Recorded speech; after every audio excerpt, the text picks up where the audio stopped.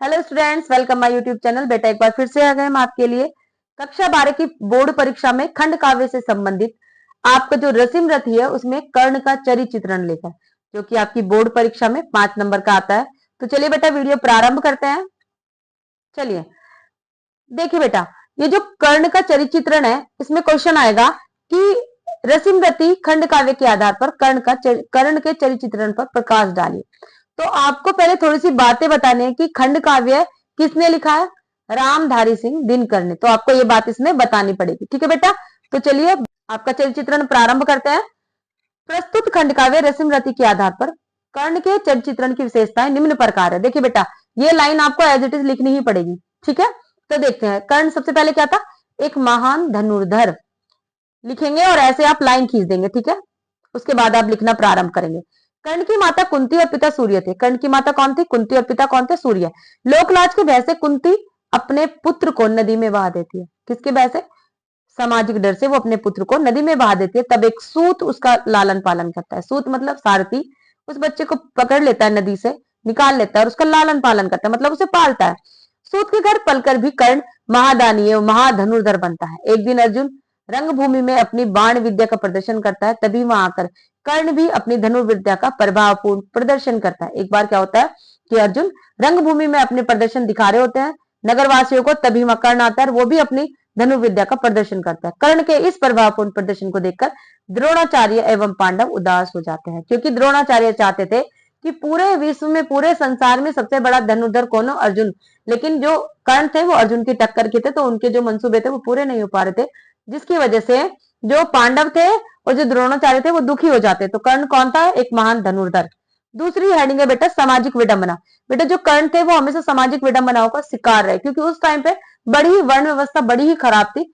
लोग जाति पाति में बटे थे और एक दूसरे को बड़ी भेद दृष्टि से देखा करते थे। सामाजिक विडंबना का शिकार थे कर्ण। क्षत्रिय कुल से संबंध था। वैसे तो वो क्षत्रिय कुल के थे, क्योंकि उनकी माता कौन थी, कुंती, और पिता सूर्य थे। लेकिन उसके बाद भी पले पोसे कहां थे, सूत के घर। लेकिन उसका पालन पोषण सूत के द्वारा हुआ, जिस कारण वह सूत पुत्र कहलाए, और इसी कारण से उन्हें पग पग पर अपमान का घूंट पीना पड़ा। शस्त्र विद्या प्रदर्शन के समय प्रदर्शन स्थल पर उपस्थित होकर वह अर्जुन को ललकारता है, तो सब स्तब्ध रह जाते हैं। यहाँ पर कर्ण को कृपाचार्य की कूटनीतियों का शिकार होना पड़ता है।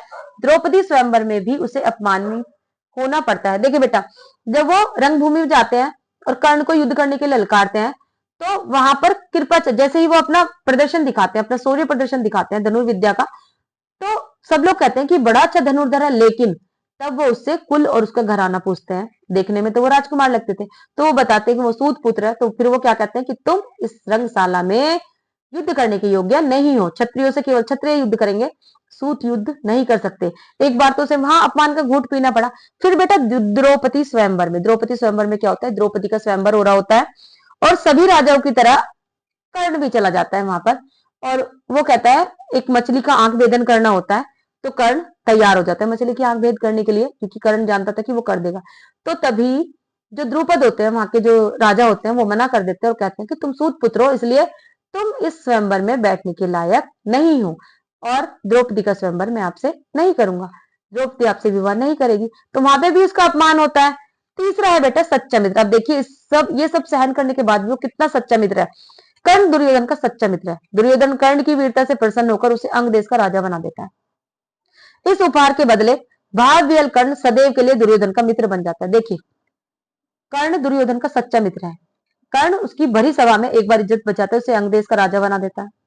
उसके बाद से पूरा जीवन वो कर्ण को समर्पित कर देता है। सॉरी, उसके बाद वो कर्ण अपना पूरा जीवन दुर्योधन को समर्पित कर देता है। दुर्योधन, हालांकि वो जानता था कि मैं कौरवों की तरफ से अनैतिक युद्ध कर रहा हूं, उसके बावजूद भी, और मैं मारा जा सकता हूं, उसके बावजूद भी वो युद्ध अपने दोस्त दुर्योधन की तरफ से ही करता है। हालांकि कृष्ण की तरफ से, कुंती की तरफ से उसे तरह तरह के प्रलोभन दिए जाते हैं, उसके बाद भी वो नहीं जाता और युद्ध किसकी तरफ से करता है, दुर्योधन की तरफ से ही करता है। वह श्री कृष्ण और कुंती के प्रलोभन को ठुकरा देता है। वह श्री कृष्ण से कहता है कि मुझे स्नेह और सम्मान दुर्योधन ने ही दिया है, अतः मेरा तो रोम रोम दुर्योधन का ऋणी है। वह तो सब कुछ दुर्योधन पर न्यौछावर करने के लिए तैयार है। तो तीसरी हेडिंग क्या है बेटा, सच्चा मित्र। चलिए देखते हैं चौथी हेडिंग क्या है आपकी, गुरु भक्त। कर्ण एक बहुत अच्छा गुरु भक्त है। कर्ण सच्चा गुरु भक्त है। वह अपने गुरु के प्रति विनयी एवं श्रद्धालु है। एक दिन परशुराम कर्ण की जंघा पर सर रखकर सोए हुए थे। तभी एक कीट कर्ण की जंघा पर घुस जाता है। रक्त की धारा बहने लगती है। वह चुपचाप पीड़ा को सहता रहता है, क्योंकि पैर हिलने से गुरुदेव की नींद खुल सकती थी। लेकिन आंखें खुलने पर वह गुरु को अपने बारे में सब कुछ बता देता है। गुरु क्रोधित होकर उसे आश्रम से निकाल देते हैं, लेकिन वह अपना विनय नहीं छोड़ता और गुरु के चरण स्पर्श करके वहां से चला जाता है। एक दिन क्या होता है, जो उसके गुरु होते हैं उसकी जंघा पर सर रख के सोते हैं, तभी एक कीड़ा आता है और उसकी जंघा पे काटने लगता है। इतनी बुरी तरह से काटता है कि रक्त बहने लगता है। जब उसके गुरु के पास रक्त स्पर्श करता है तो उसके गुरु की नींद खुल जाती है, यानी कि परशुराम जी की नींद खुल जाती है। वो कहते हैं कि जितना पेशेंस, मतलब जितना धैर्य तुम में है, क्षत्रियो में तो सॉरी ब्राह्मण में तो उतना धैर्य होता ही नहीं है, इतना धैर्य तो क्षत्रियो में होता है। इसका मतलब तुम क्षत्रिय हो नहीं। और जो परशुराम जी थे उन्होंने कसम खाई थी कि वो धनुर्विद्या केवल और केवल ब्राह्मण को सिखाएंगे, क्षत्रिय को नहीं।